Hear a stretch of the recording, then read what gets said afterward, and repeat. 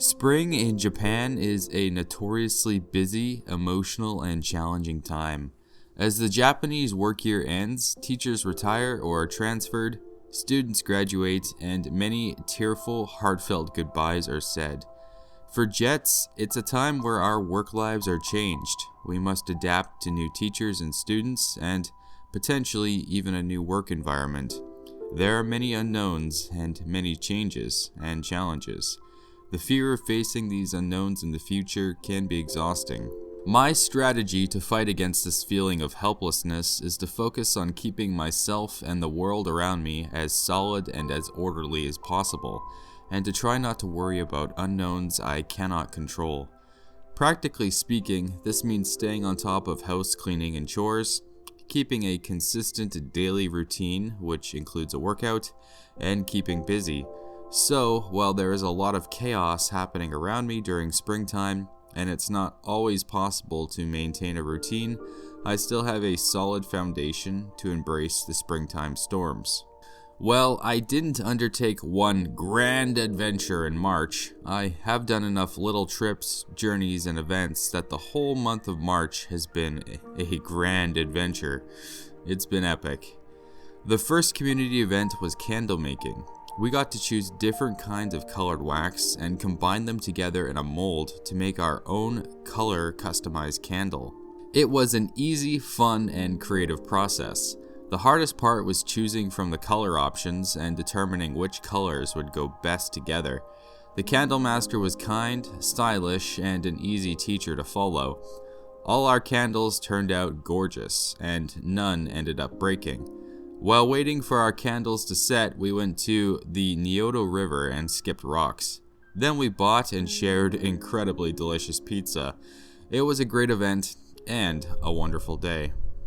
Hot off the heels of candle making, I attended AJET strawberry picking. The greenhouse and the building where we do the strawberry picking is like walking around a fantasy garden. It's decorated with trees and flowers bursting with life and color. From my previous visit, I know you can buy the best strawberry jam there, as well as starfruit. Starfruit lives up to its namesake. They are these interestingly star-shaped yellow fruits. The taste isn't anything special, but they sure do look interesting. The strawberries that day were sweet and delicious, and I made an awesome video of the event for AJET. A great event and a wonderful day. On a Friday after work, I blasted off around the Kochi coastline to attend an Irish music and dance event hosted by a local Irish jet. It was a 2.5-hour drive, and upon arrival, I wasted no time throwing myself into the festivities. A live band was playing traditional Irish dance songs, and Japanese locals and jets tapped their feet and swung circles with partners, spurred by the giddiness and fervor of the music. I may have had the stamina to run a marathon, but Irish dancing is so active and energetic. With all the feet kicking and swinging, I was tired and sweating by the time the dancing winded down. Taking a rest, we pulled up a chair and enjoyed Irish folk music from both a professional and amateur band. It was a wonderful event and well worth the trip.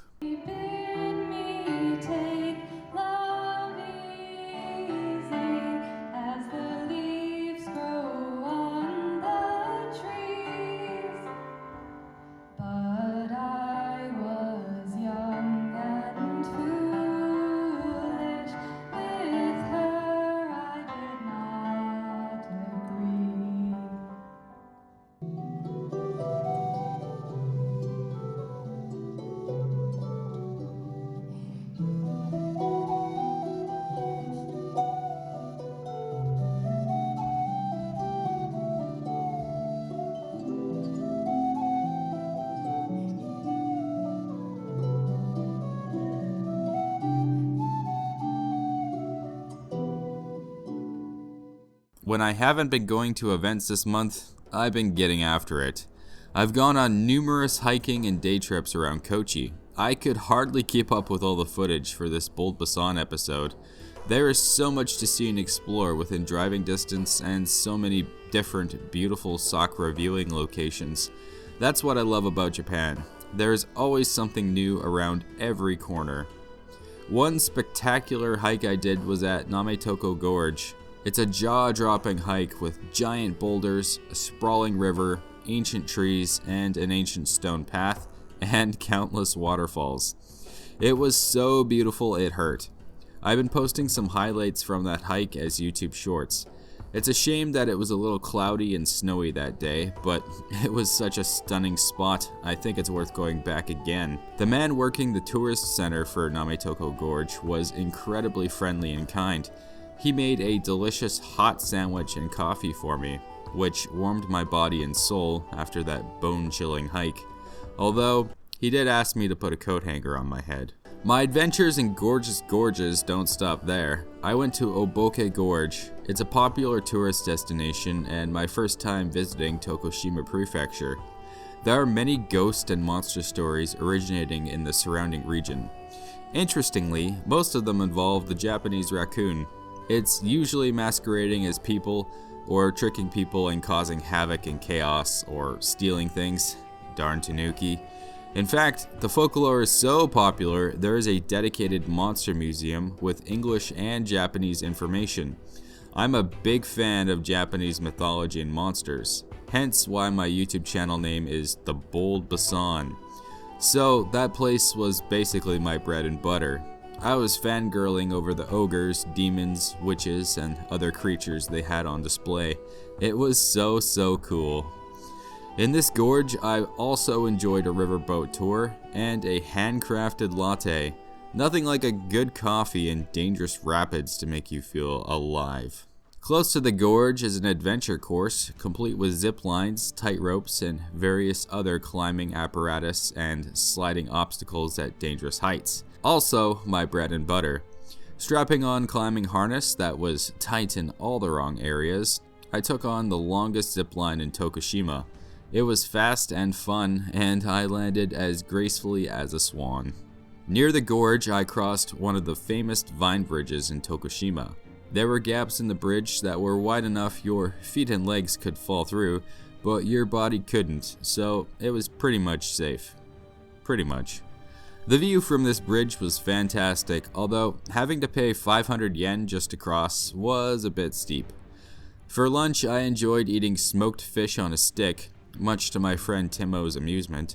Dango, which is a rice ball like mochi with a sweet miso sauce, hot udon, and sakura ice cream.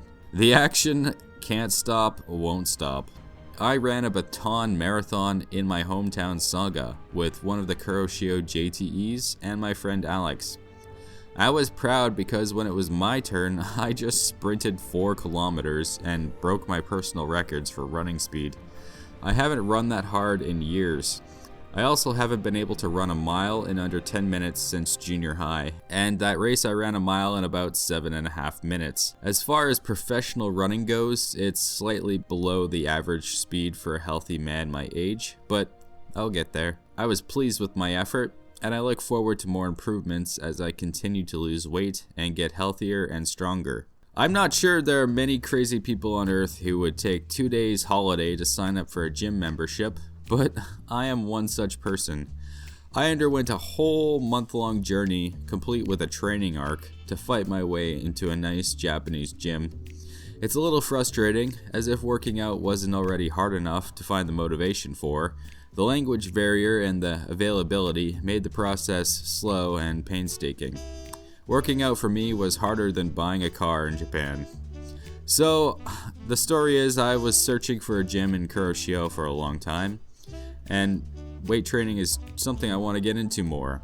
The one cheap gym I did find was a horror show. The weight equipment was rusting, nearly all the dumbbells were missing or damaged. The patrons slammed the machines and weights around, and even with my limited gym experience, I could tell they were using the equipment improperly and ineffectively. It was like I had entered the Silent Hill version of a Japanese gym, and standing there inside that rusted, broken place, I thought I should find somewhere better. It didn't exactly inspire me to want to improve myself. I was more inspired to get a tetanus shot. Practically speaking, using those broken and misused weight machines would have been dangerous. I had to continue the search. I found a place, a gym with gorgeous, clean, and new weight equipment. But after work, the owners were not present the 2 times I visited. What a pain. So I arranged to meet them on Instagram, taking time off work for a 2-hour sign-up process, and then another day off work for a 2-hour gym orientation. Oh boy. It was a sacrifice I was willing to make at this point, and truth be told, the gym orientation was genuinely helpful and educational. Plus, the time off I was taking was during spring break, so it wasn't like my absence would have an impact on my students or my teachers. Now, having run through the Japanese gym gauntlet, I can freely use a beautiful gym and come and go as I please. What a relief. I can enjoy biking, swimming, running, and weightlifting in Japan and get stronger every day. It's good because I have a half marathon and a biathlon to conquer this summer. That's all for now. Take care and be bold.